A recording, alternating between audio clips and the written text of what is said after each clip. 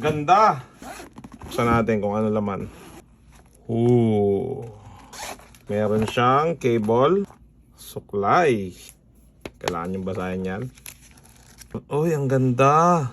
Ang ganda! Grabe!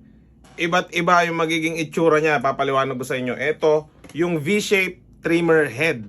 Mas madali itong gamitin sa inyong mga kamay, paa, binte, braso, kilikili. At ito, yung isa niyang trimmer head.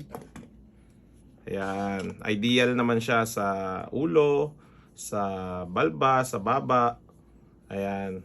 And then, ito naman yung limit comb na ilalagay mo dito sa trimmer head na to. Actually, yung V-shape, meron din siyang limit comb. Ayan, kung gusto mo na medyo mahaba-haba pa yung buhok na matitira, ito yung gagamitin mo sa V-shape. At syempre, para hindi lumabas ang inyong mga buhok sa ilong, nose hair trimmer. Yung cover niya or yung pampakapal niya ng, kita mo yung battery niya, napapalitan din yung Isahan na lang.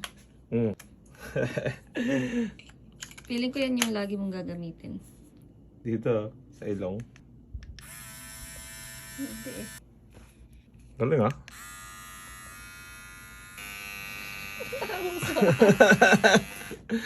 Unfortunately, hindi ako pwede magbago ng itsura dahil alam nyo na meron akong continuity sa Batang Quiapo at magagalit ang ating mga direktor. Pero, grabe. Sobrang dami niyang gamit.